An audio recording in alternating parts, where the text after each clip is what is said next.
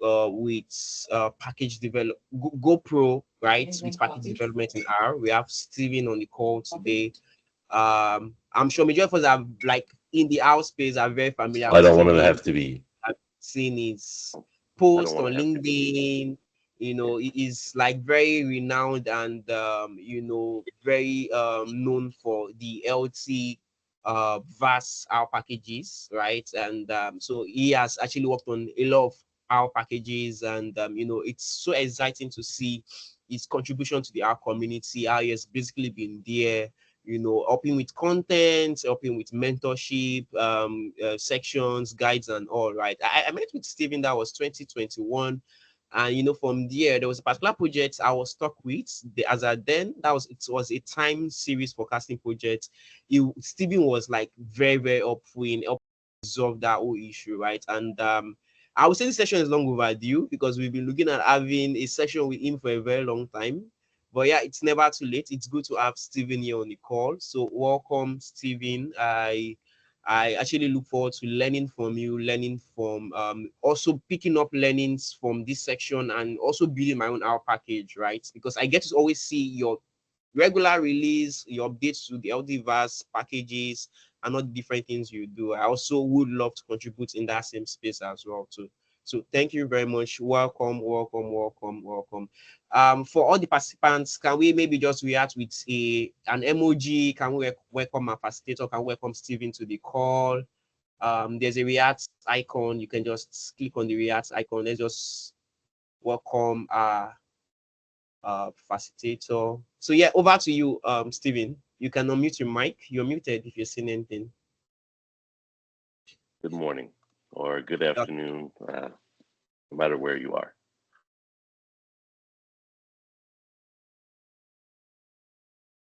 okay. Yeah, so I think you can just go ahead. The floor is open for you. Okay, let me pull up my presentation. Here we go. So we'll just get right into it. Um, so thank you for the introduction. Um, like was mentioned, today we're going to go over building an R package. I hope that after this is over, and you will realize that it's not actually difficult. It's actually fairly simple to build the package.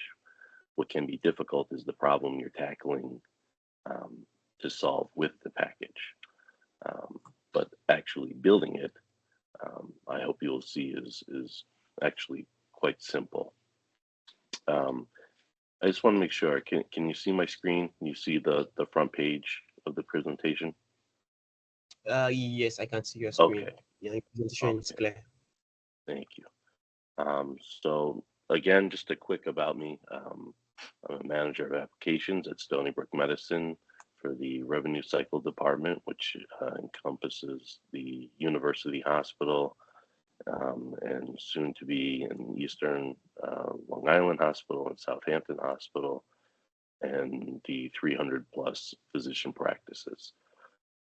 Um, as you have already mentioned, I am the creator and maintainer of the Healthyverse packages, of which there are 6, plus the Healthyverse package itself, which is a meta package similar to Tidyverse package. So it works in the same manner.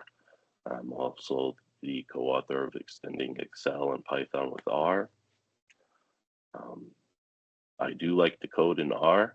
I also like to use SQL. Over the years, I have been sort of telling myself I need to learn Python as well, but I never seem to get there. I just keep going back to R. So I don't know if I'll ever get to Python or not, um, which is okay to me.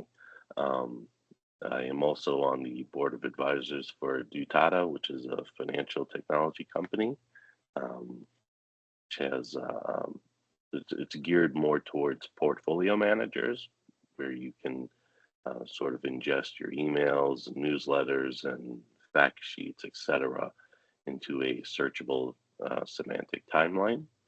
Um, We also have a product called Knowledge that will auto summarize earnings calls from public companies so that the analyst doesn't have to listen to the call, write notes, go back, and then create a presentation for their portfolio manager. You can just hit go and it will do it for you. These are the packages that are in the Healthyverse. As was mentioned before, this one here is the time series package. I do make releases to these as often as I can, but since there are 6 of them, I can only update and maintain them so frequently. But I do try to at least push out a release of one of the packages every 3 months. See here. So here's the book if you want to see the cover. Now let's see. I covered that already, so we can skip that. I just want everyone to know that I'm going to share with the host a link to the GitHub repository where this presentation is, so that you can all grab a copy for yourselves if you choose to do so. So, what are we going to do today? Honestly, I think this won't take a horrible amount of time to get through the slide deck. I'm going to go through things in the order that I actually do them. And I think you'll see that it's a simple process to go through. So I want to leave a good chunk of the time for, Q&A, whatever questions you might have. So we're going to, as it says here, we're going to create a package or at least step through it. The steps are quite simple. There aren't very many of them really.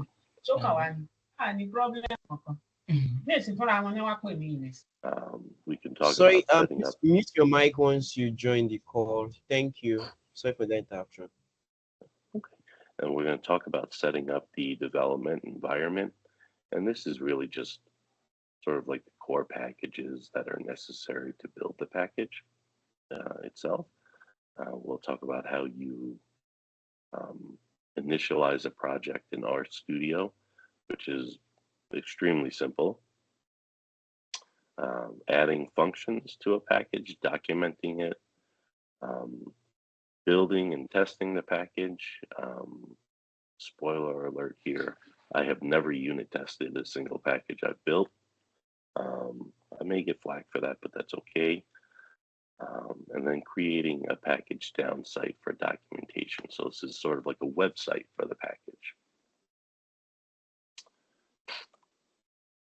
Okay, so some required libraries. Libraries like use this. And for me, there's one function from here that I primarily use. Available is another package. Dev tools, package down, and I use Tidyverse. That is my sort of flavor of R programming. I have been expanding my use of base R programming, but I do use a lot of Tidyverse in my day-to-day work. So the available package, really its primary function is if you're going to publish a package to CRAN, if that is your ultimate goal. Remember, you don't have to do that. You can build the packages for yourself or for teams at work and leave it there. You're not required to publish to CRAN. This is just if you're building something that maybe you want others around the world to be able to use as well. I'm on the phone.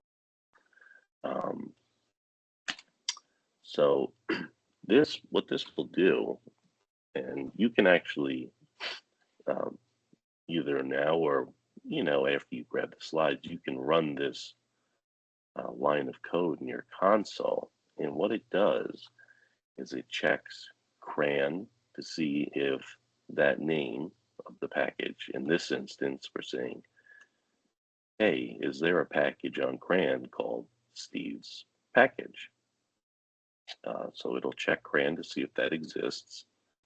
And then it will check a bunch of websites like Wikipedia, etc., to see if that particular name or an entry pops up. And if it does, then you need to figure out a new name for your package. If it doesn't, then you're good to go. One thing I have learned over the years, though, is to sort of have name the package in a way that sort of lets users know what it does. So let's take, for example, Time TK, right? So Time Toolkit, right? It kind of lets you know what it does. Or Tidy Models, right? Oh, okay, well, this is a modeling package and it works with the Tidyverse, same principles. So if you have a name that sort of lets users know what it does, then it becomes a little easier for them to say, okay, yeah, I want to use that package. Some package names, that I've used over the years is like, okay, I don't even know what does that mean. A popular one would be like E107. Well, at first pass, you're saying, oh yeah, the E107 package. What does that even mean? I didn't know what it means for years until I finally decided to look it up and figure it out. And E107 was actually the name of a class at a university in the math department. So I said, okay, well, that makes sense to them, but it doesn't make sense to anybody else. So just keep that in mind. Now, to actually start a package in RStudio is quite simple. You click on File. Well, first you open RStudio, right? You have your fresh session open. Then you're going to click on File, New Project, New Directory, and your project type is going to be an R package. And you can name your package. So let's see if I can open up RStudio and walk you through this.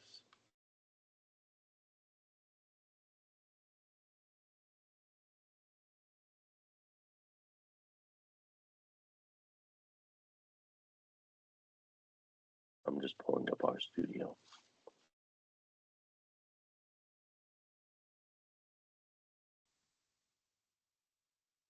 Oh, File. What did I say? New project, new directory, and our package. You get a screen that looks like this.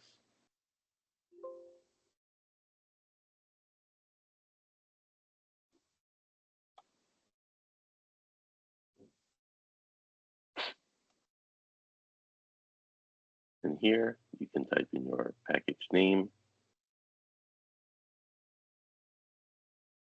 You can create a package based on source files if you want, but I think most people will simply want to create a package this way. And you type in your name. In this instance, this is where you would type in, E107 or Steve's package or Tidyverse, something like that.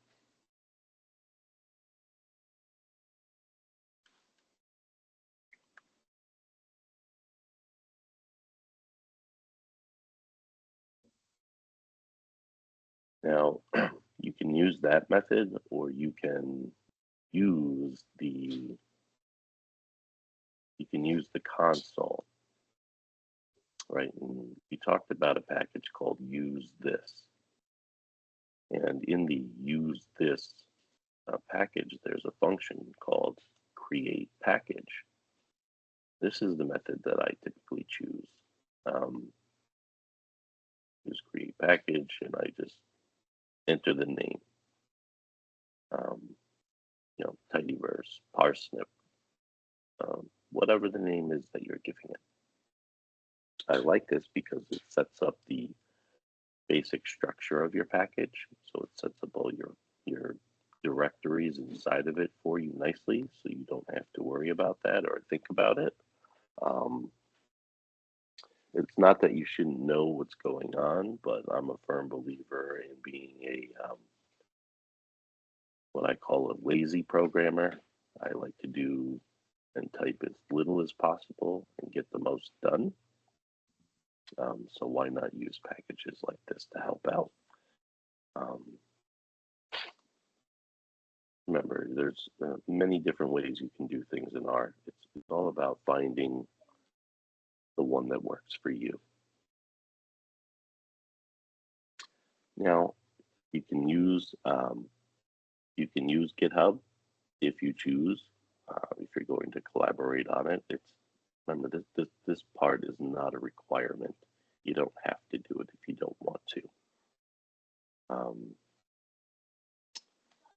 So if you prefer to keep your code private, or you just don't want to be bothered with pushing things to GitHub, then just keep it local. It's the only value in using a GitHub is that other people can clone your project, and you can sort of manage how people contribute to it. But if that's not going to happen, then if you're the only one working on it, then there's really no need for this.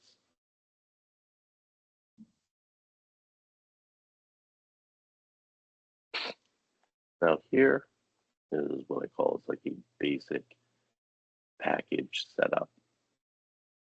From use this, you can say use Roxygen ND, and Roxygen is how you document your code.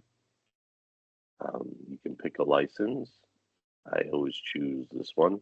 I don't plan on making, commercializing any of my packages. I don't intend to charge money for them, and if people use my packages, I don't want them to charge money for it either. I gave it to you for free, so if somebody takes it, I expect them to give it away for free as well. I saw a hand raised. Do we want to take the question now, or do we want to wait? No, my bad, Steven. My bad. Okay, no problem. Sorry about that. No worries. Then we come across this function called use readme R&D. Again, that's like if you're using GitHub. I personally push all of mine to GitHub. I have had, just like a couple people help me with a bug fix or whatnot. But for me, it's just easier to push everything to GitHub because I can have a web page for my project there using the package down package. And if I don't have my laptop and I want to work on the package, I can clone it to whatever computer I'm working on. So the README, think of that as like, it's where you're going to build that GitHub sort of front page of what your package does, what its intended use is, that sort of thing.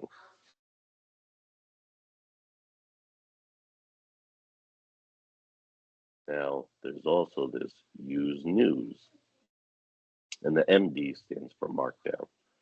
So the news is exactly what it sounds like. What's new with your package? I follow a very simple format in my news files.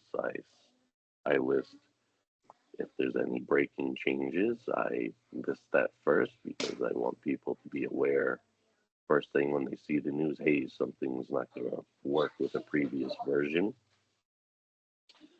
Then I list out the um, new functions. So I say, okay, well, if there's any breaking changes, please read that first. If it doesn't bother you, then here's all the new functions. Um, I have only introduced a few breaking changes, and that was due to, I think, one, I removed a function because it just wasn't necessary anymore.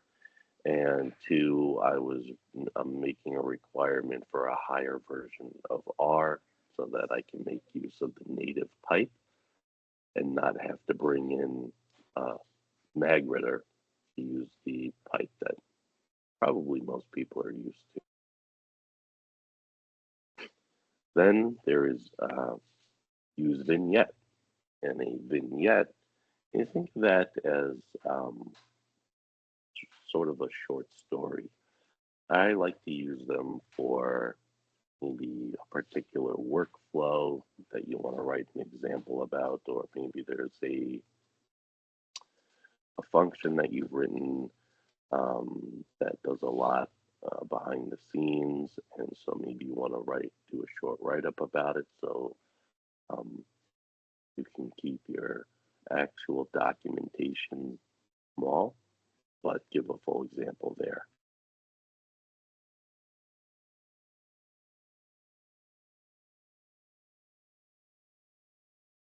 Okay, so again, use Roxygen. In R, when you make functions, in order to publish on CRAN, and everything that we're talking here is basically pointing you to if you were going to publish on CRAN. If you don't want to publish on CRAN, then you don't need to do all of that. Roxygen is going to, well, you at least need to do some very basic documentation, at least like say what the parameters are. And Roxygen will help you do that. It has what are called tags. And we'll go over later on the tags that I use. There's many, many different ones, but I only use a select few of them. And I use them in a certain order. You don't have to use them in that order. The order you put them in the file doesn't really matter because Roxygen is going to parse things out in its own way anyways.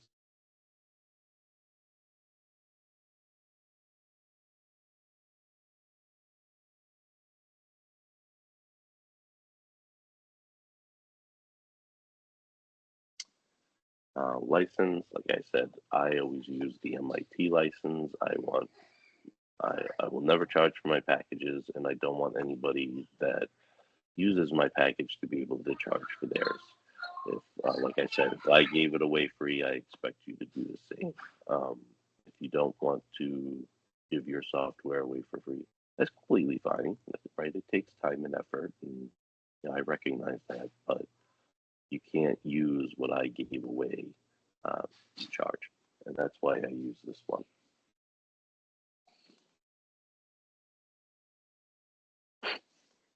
We discussed the README. We can do a simple look of what it is. Okay. Go to my tidy density package, and you'll see that this here, this is the start of the README for my tidy density package. So I used this to give sort of a basic overview of what this package does. And inside of your README, you can tell people how to install it. And then I like to just give examples, like, how do you use functions? What does their output look like? You can see see plots, graphs, etc., because it is an R markdown file, an RMD. So readmes can be helpful in that fashion. And that's really all they consist of.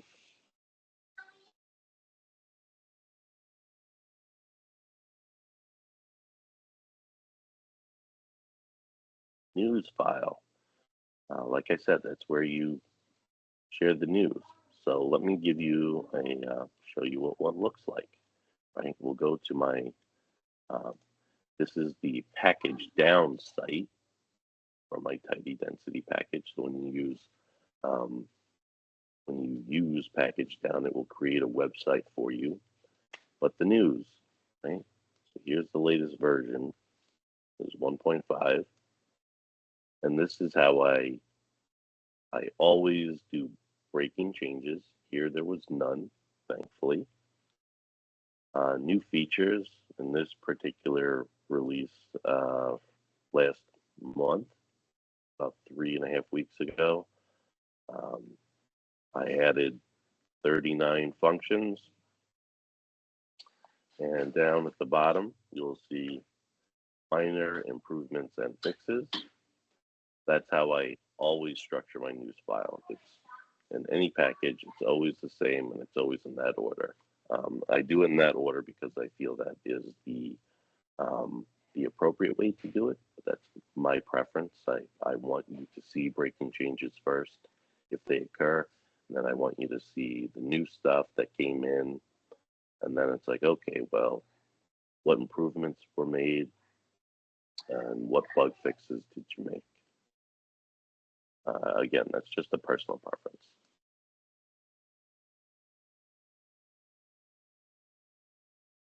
Now, a vignette. A vignette, like I said, is sort of like a short story, right? You can build for your package. I like to do these if you have a workflow that you're trying to explain, like, okay, here's this set of functionality. You should try to use them in this following order. This is why you want to do it in this order. This is what happens.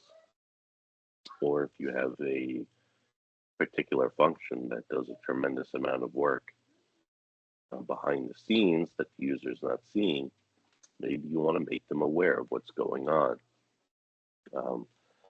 Any user should know, what the function is doing. Otherwise, you're just doing stuff in the blind. So this getting started, like in my tidy density package, is one of those such things. And I'll just apologize in advance. My kids are up and running around, so you may hear them blurt out once in a while. But they're only 4 and 6, so they don't really understand the concept of you need to be quiet, which is okay.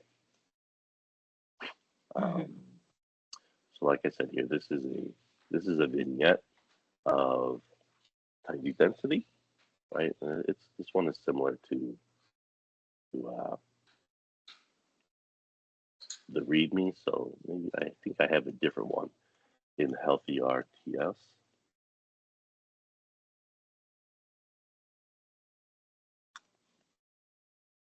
Right, I have an article.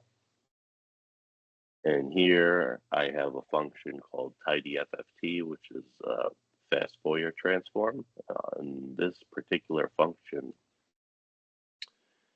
I chose to do this because there's a large amount of output. So I wanted to sort of discuss what's happening here. I just tell you what the function does, give you a little bit about understanding what the parameters are, and then I go straight into an example.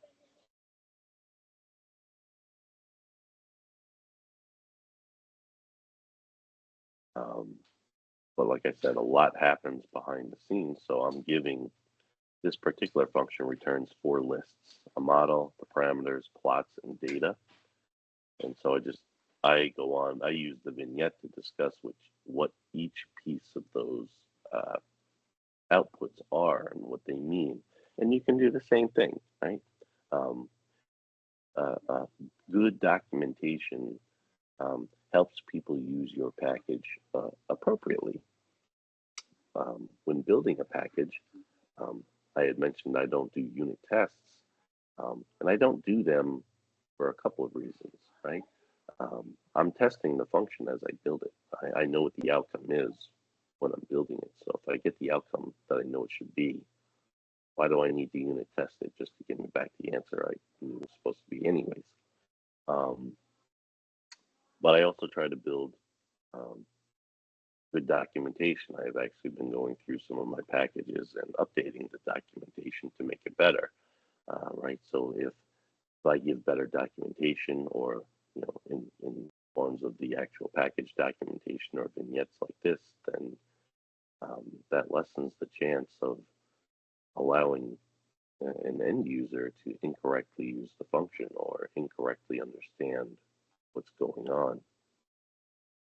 So um, that's why I believe that these sorts of things should be put to use. Um, but this particular vignette is long, um, but that's okay. You can make them as long as you want.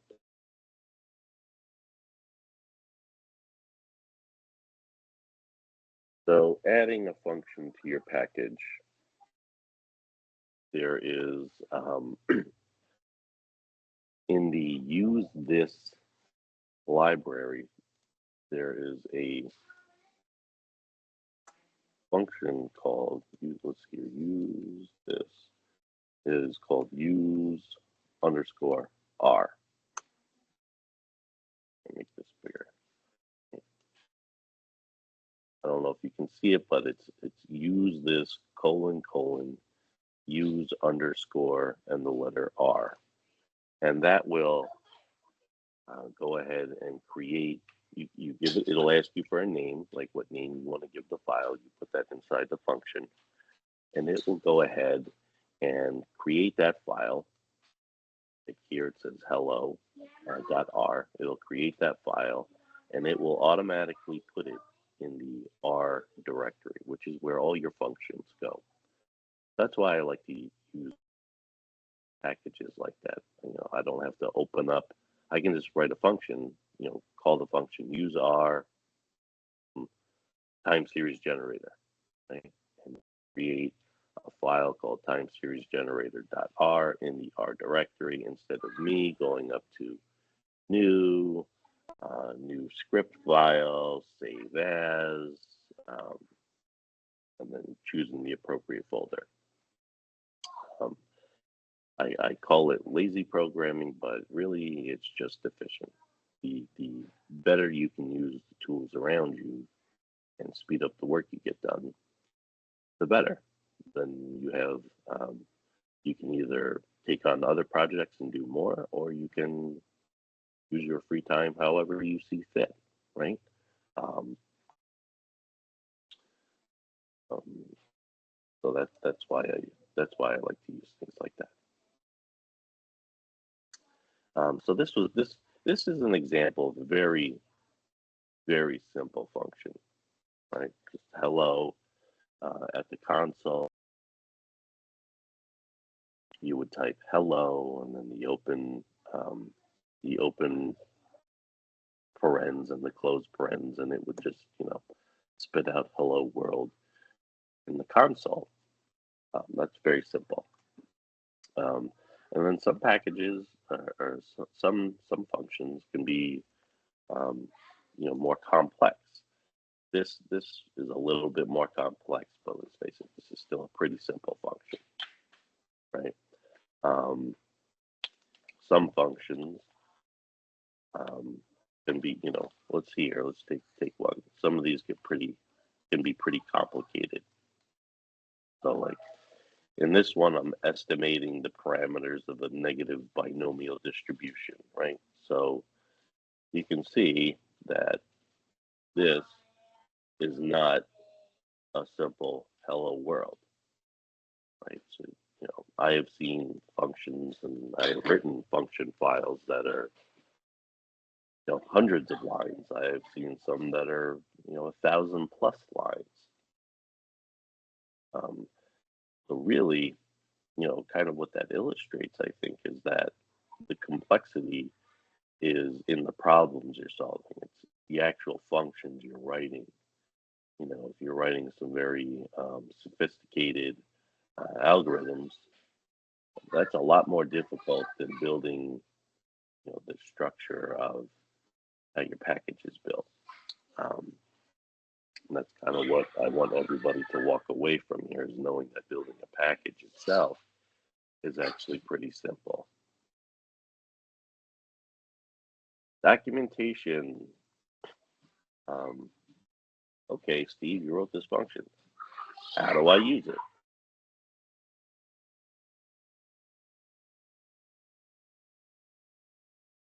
So here it's saying, say hello.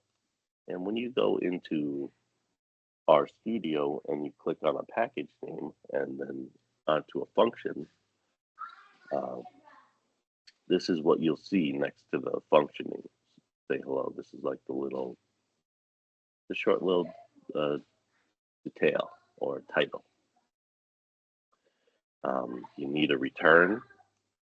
So what is this function giving back to the user? In this instance, it's a printed message.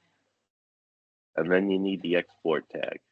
The export tells R, when it's building the package, that it needs to export this function to the namespace, so that when somebody loads your library, that this function actually gets exposed to them and they can use it.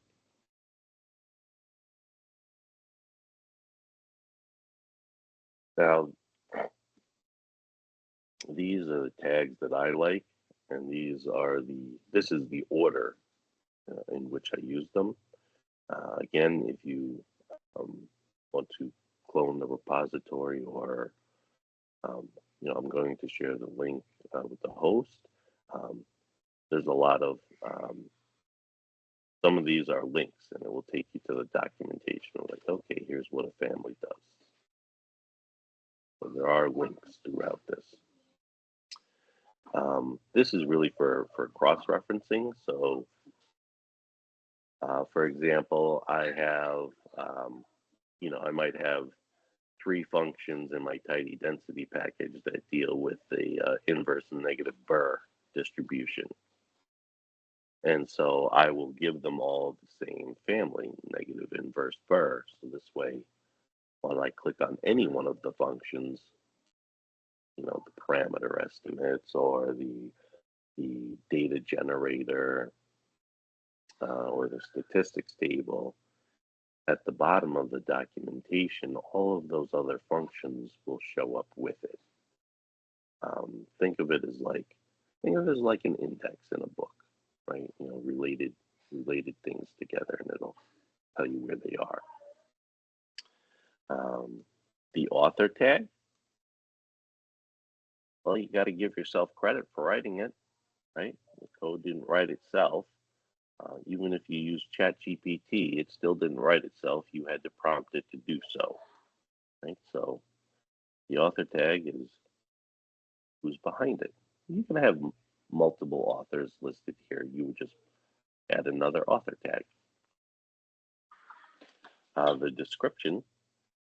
This is for a short description of the function. A sentence, maybe 2. The details tag. This is a more detailed description of a function. So this could be a couple of paragraphs if you want. And those paragraphs will show up in the help page for the function itself. Now the param tag. This is where you have to list out the parameters of the function. So if your function takes one argument, we'll say X, then you have to have a tag inside of your documentation that says @param X, and then you detail what X does. So like here in my tidy density package, right? Param X.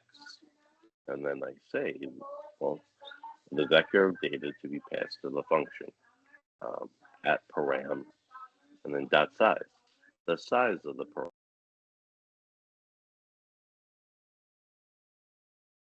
The default here is 1, right? So you just list out what the arguments to your function do.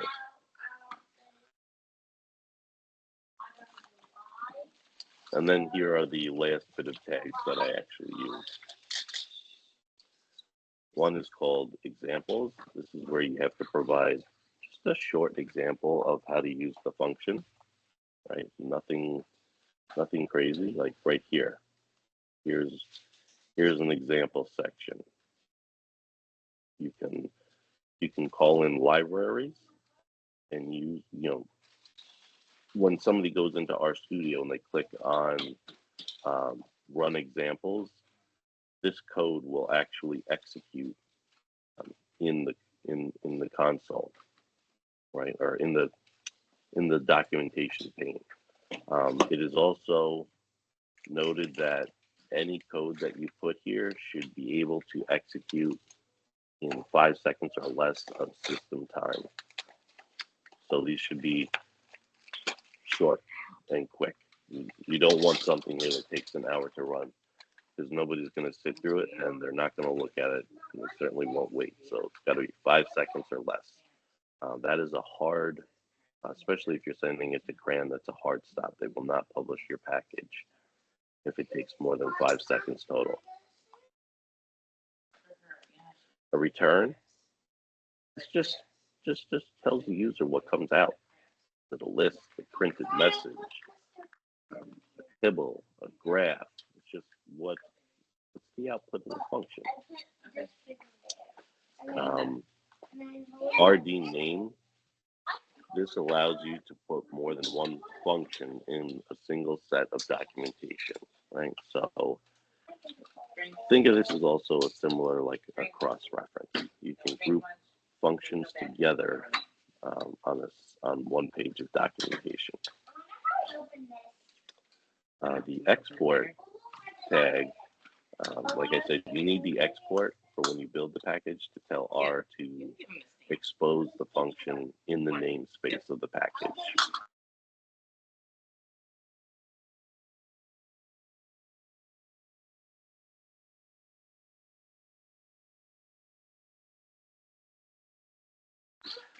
Okay, so building the package. In RStudio, there is a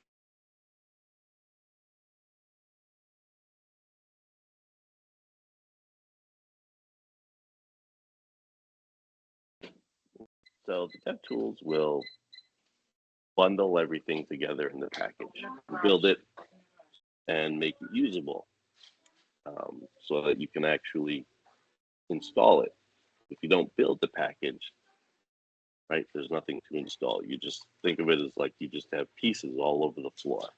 But we don't want to deliver pieces of stuff to somebody. We want to deliver them this nice little square package that they can pick up and sort of insert into their tool set and use.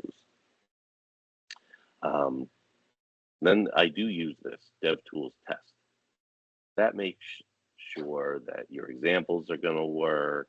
It makes sure that you're not missing your documentation. That's the pieces that are actually required. Just make sure that it's actually going to work. If the test fails, I've never tried to install a package where the tests failed. And honestly, I don't think they will, because I think upon installation, it goes through its own tests. So you have to get this to pass. The messages are typically pretty informative of where the problem is occurring, so that you can go and fix it, if you have one. When I say I've never run tests on a package before, that's mean I've never done a unit test. Like I said before, I know what the outcome of the function is supposed to be, so I personally don't see a need to do unit tests. and put them in with the package, I think it's my philosophy that it's kind of useless. So I never do them. But in Tidyverse, they will tell you that doing unit tests is sort of necessary and virtuous, so to speak. And maybe it is for them, but at my level, I don't have people. I don't have a million downloads a day in my package. My packages are pretty simple. They handle a very narrow set of problems. I want to generate like an inverse Y-ball distribution. It's a very narrow problem, so I don't need to unit test the function. I put parameter checks in place on all of my functions so that you can't give it bad parameters to begin with. So I always just found it kind of a useless exercise, which I guess underscores my laziness as a programmer. But I call it being efficient. Now, a description file. A description file is, think of this as like metadata, right? People can open up the description file and they can see, okay, what's the name of this package? What version is it? What packages are imported? Who wrote it? That sort of stuff. It's just basic information about the package itself. Here, what you're seeing on the screen now is a sample description.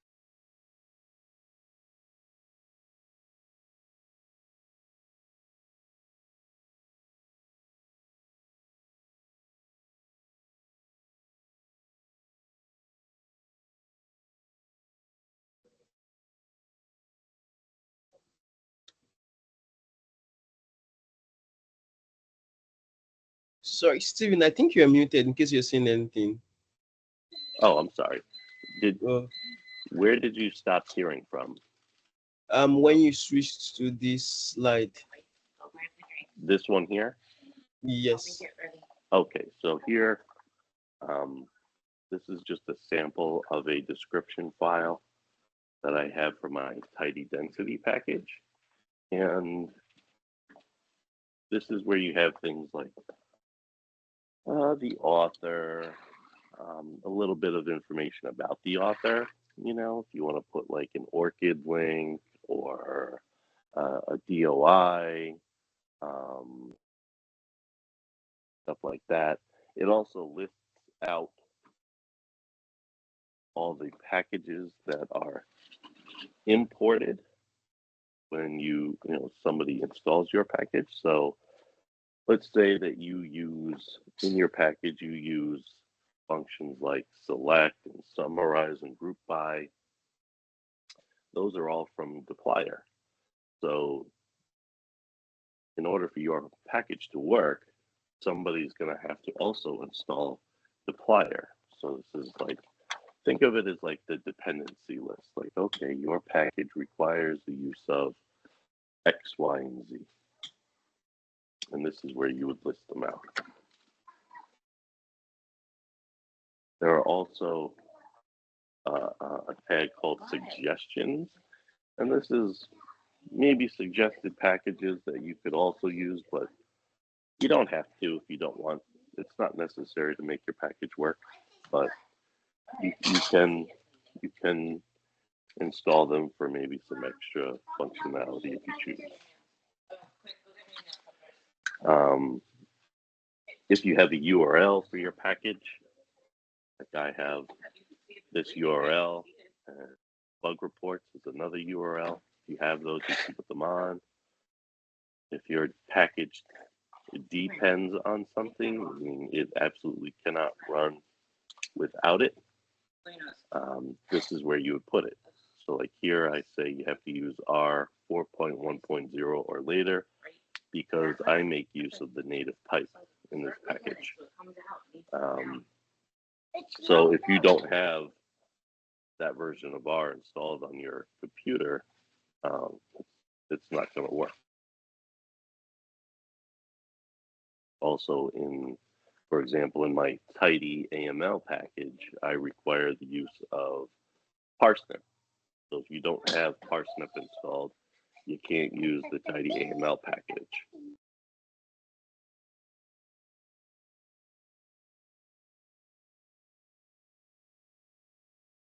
Package down site. That's what you were seeing before. Let me go back to here. This is a package down site, right? You have, this is the README file that we talked about. You can put all kinds of other links in here as you want inside of the. There's going to be a file called the packagedown.yaml. And that's where you put all of your settings. Here on the, I call it the function reference page. You know, it has links to all the different types of functions. And in here, so like utilities, these are a bunch of utility functions in this package. So if you remember, we discussed that there is a tag in Roxygen called family. And for package down, you could think of the @family tag as a concept. So when you're building a package down site, you can tell in the YAML that under certain sections, you want to have a certain concept.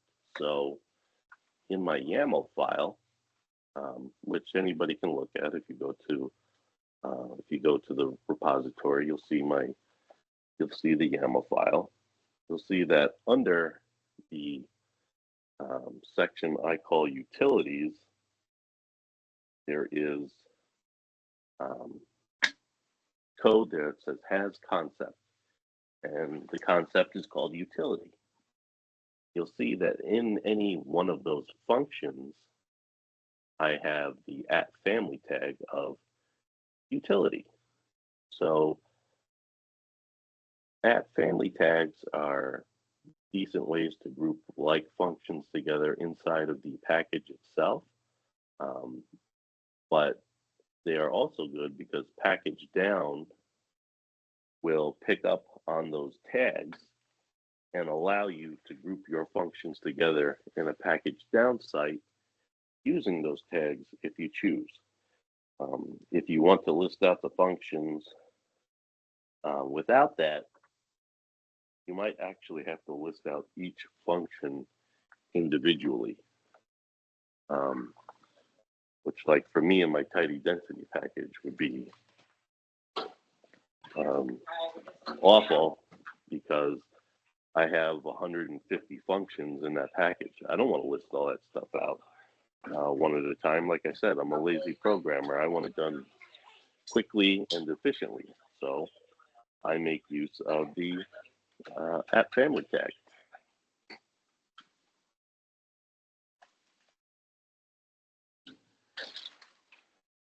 These here in the slide are some additional resources. This first one that you see is our packages, is the book, second edition, written by Hadley Wickham and Jennifer Bryan. And this is sort of, I guess you'll say, like the definitive guide to building a package in the tidyverse style. It is a couple hundred pages, but it's extremely comprehensive. So if you want to take a look at that book, it is free online, and this is a link to that book. Here, this is actually a course. you want to take that course online, you can click that link. It's not my course. I don't receive anything from it. Um, so there's no conflict there. It was just this person has also written a book and has a section on writing packages, and I happen to like the book, so I put a link to it in there. But I don't want you to think that I receive anything from that. I absolutely do not. A big believer that all software should be free, but that's just my opinion. So, in short, this is the link to the GitHub repository. So if you want to jot that down, go ahead. There's a PDF of the slides in there. So like I said, in short, this was the very basics of how to create a package in R. I hope what you saw, I hope that you understand it is not very difficult, right? It is not some long set of things you have to do.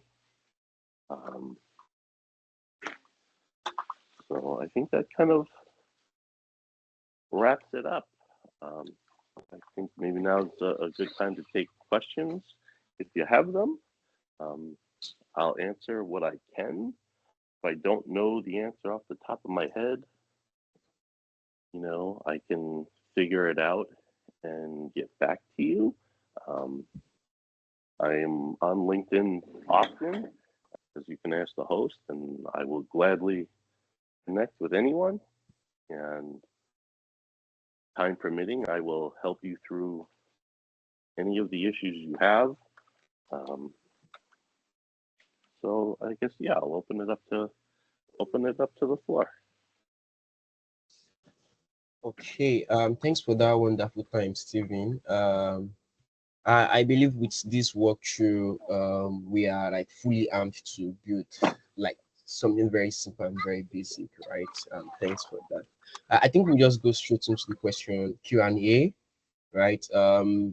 In case you are not in an environment where you can get to unmute your mic, you can just drop your question in the chat section.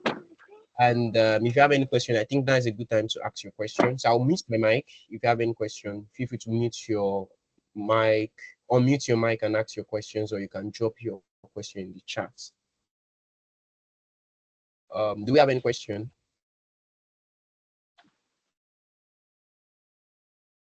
Okay, I think I'll go first while we wait for people to drop their question, right? I think for me, the first thing is I just want to understand. So how do you get to make fixes, updates to your packages?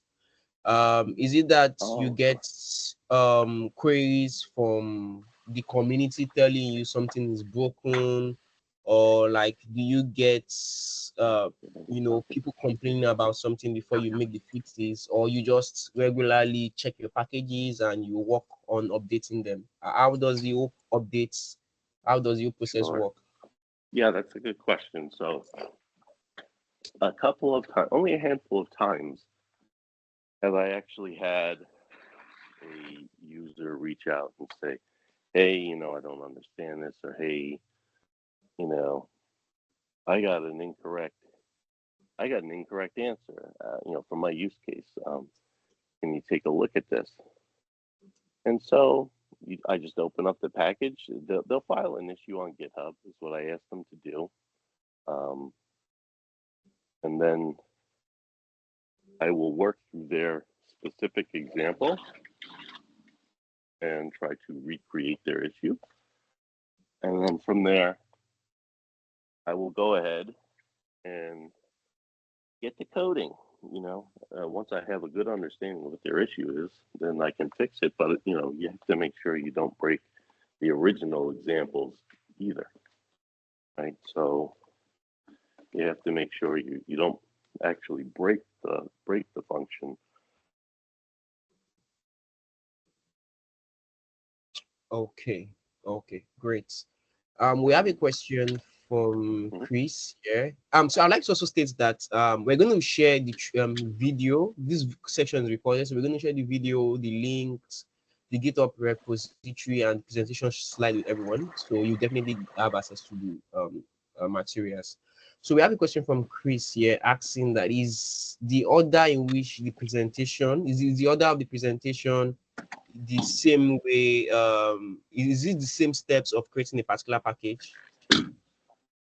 Yeah, the way I presented everything is the exact. It is. I did the steps in the exact same order that I would do them if I would open up our studio and start building one today. Okay, great, awesome.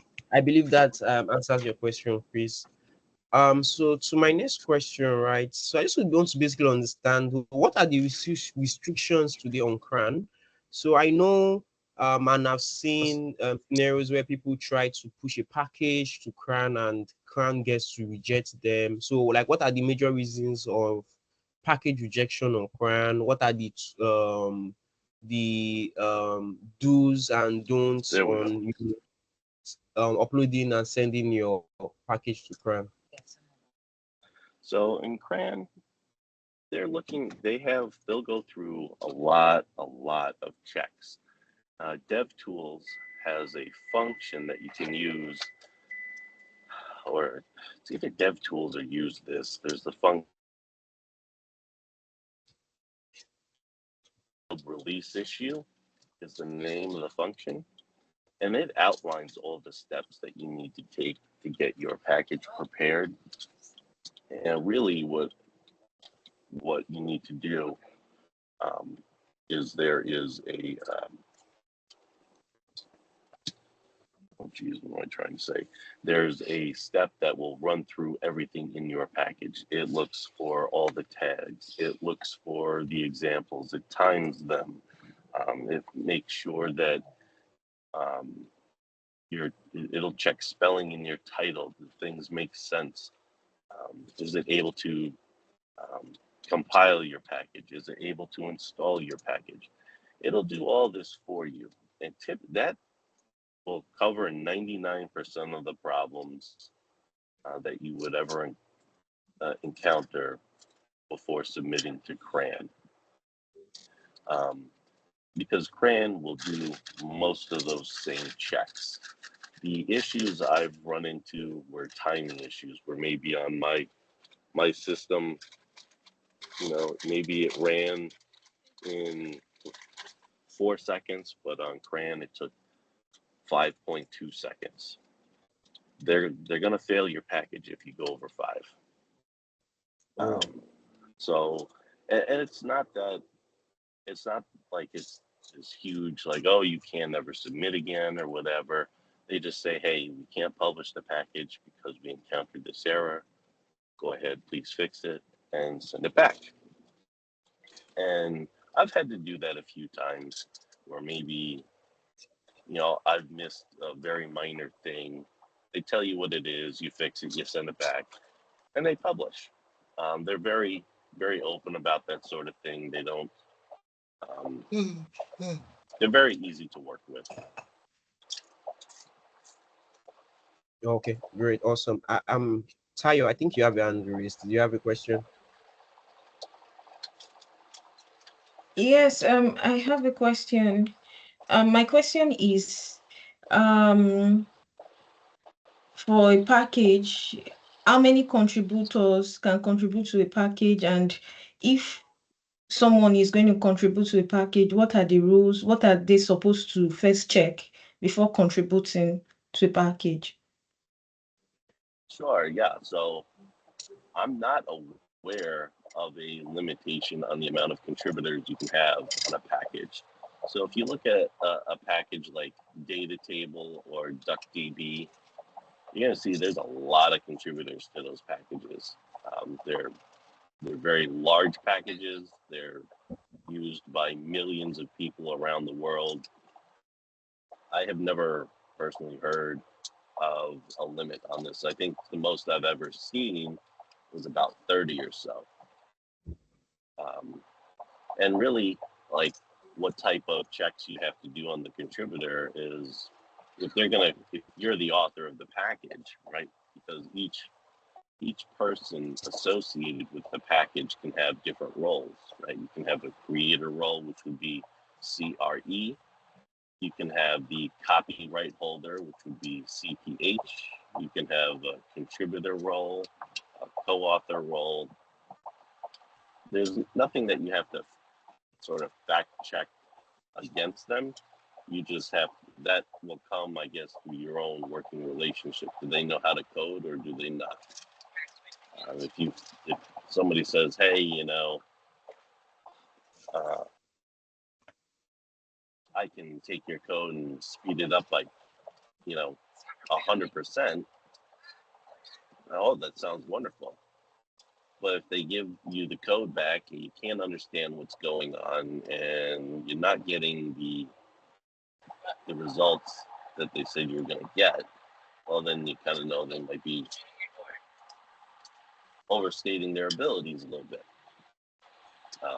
But as far as CRAN's concerned, they're not checking on an individual. They're just checking to make sure the package works. Okay, great. Hope that answers your question, Omotayo. Yes, I'm clear. Thank you. Okay, thank you. So another question is, so today we know that majority of the packages that we use today they have dependencies, right? So how do you get to undo your package, or how do you get to undo packages that the currents or some of the dependencies are no longer in use or are no longer supported? How do you get to undo that? Yeah, so that's a big issue. That happened to me once. It was terrible. Wow. Yeah, that was yeah.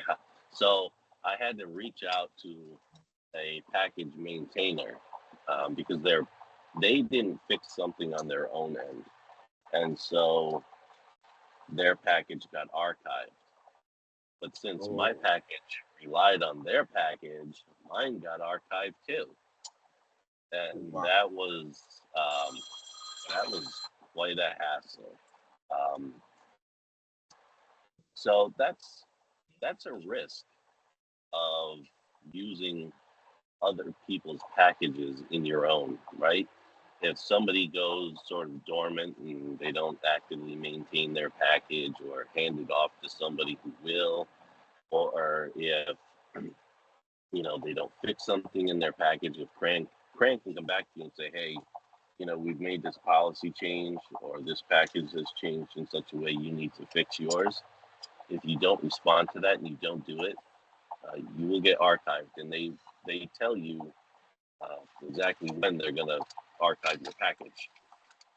So it's not like you don't get a warning, but it's a scary one. It's, the warning seems kind of daunting, and it actually kind of is, because they will archive it. So that is a risk.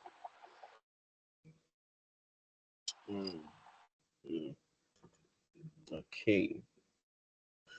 But remember, that's just the CRAN risk. People can still install your package if you have it on GitHub. They can still use DevTools to install it from GitHub. So it's a risk, in other words, that it'll get kicked off of CRAN, which is the traditional method of installing a package. But there are ways around it. Okay.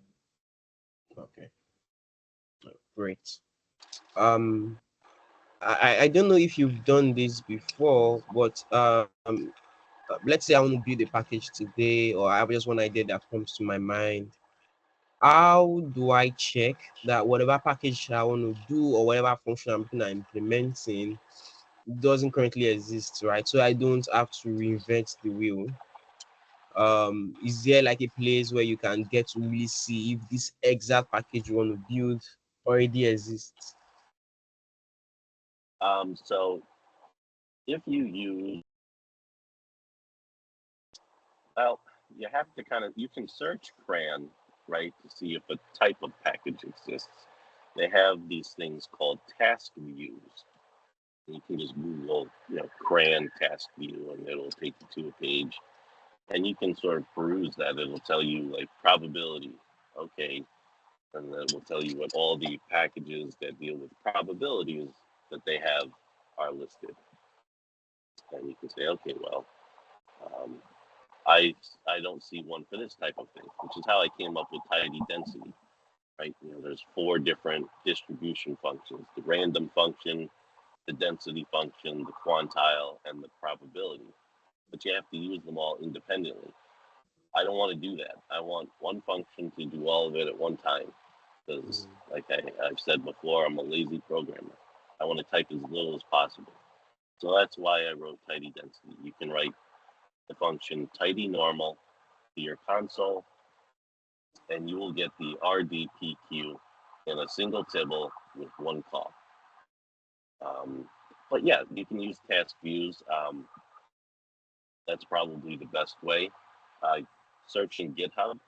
There's a lot of people who keep their work out there on GitHub but never publish it to CRAN because they don't want to go through the formal process, which I understand. Sometimes it's a little annoying to go back and forth if you have an issue and they won't publish it. But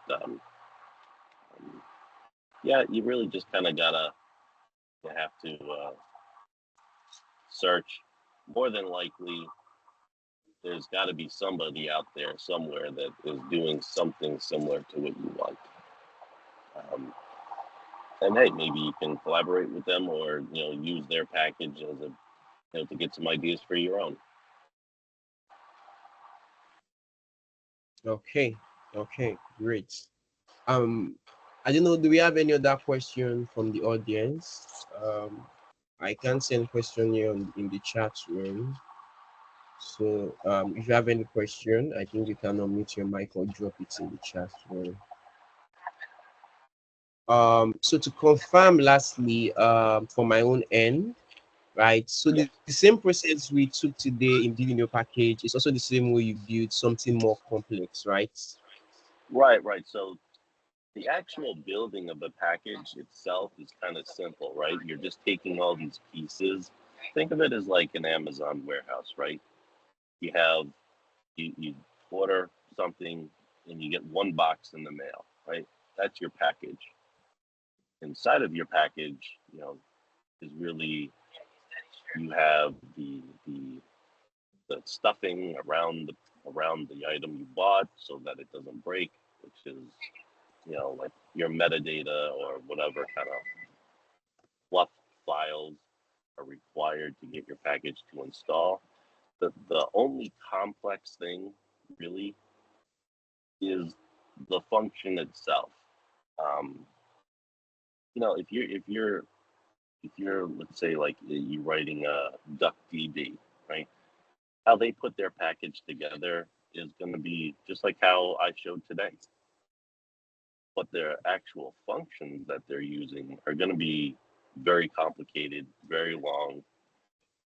They're probably writing a bunch of this stuff in C code and then using R wrapper functions to call the C code. That's the complex stuff.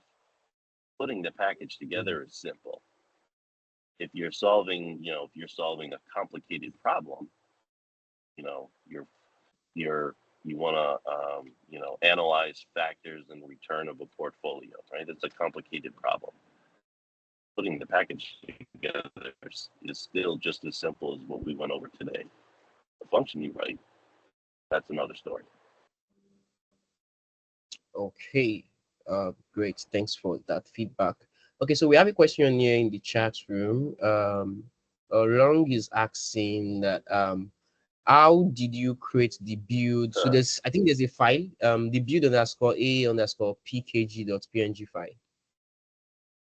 Yeah, I think I think that's the screenshot. Here, let me open up my.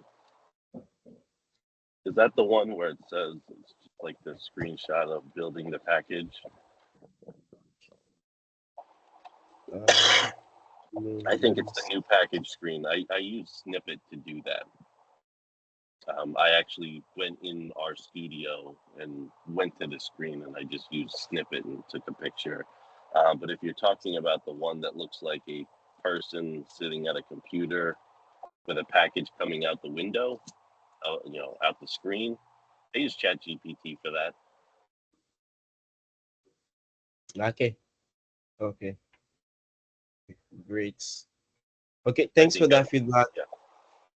Yeah. Thanks. So in the absence of no other question, I want to just want to say thank you to everyone. Thanks for joining. You definitely get the material. Once the video is done recording, we're going to share it via mail and share the information with everyone. So like I look forward to seeing everyone on this call churning out your own package, right? And something that I also would love to work on as a personal project as well too. So I think one of the positives from this section is everyone having their own packages, and we can all get to collaborate. I'm also open to collaborating, right? You can get connect with me on LinkedIn. This is Lagos Our User Group. We have a WhatsApp group in case you're pretty much interested in joining the WhatsApp group, where we get to share periodic updates. It will be shared in the mail. You can also get to join the community, so you get to build, learn, and grow with us. Right. Steven is also very much available on LinkedIn, as we all know. So you can also get to connect with him in case you have any question. You can also look at his packages, try them out for your projects. You can also try lay hands on his book, right? And get to engage him.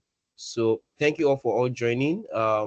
We are going to give you all necessary updates you need by mail. And if you want to join our WhatsApp group, which I recommend you do, we are very much open to having you around. So we'll be having our next meetup possibly next month, or in that will be communicated. We also don't want to have our next meetup clash with the yearly conference, user conference. So we'll definitely look at the timing and see how we can come up with something that works for everyone. Thank you very much. Thanks for your time. Bye, everyone. Thank you, everyone.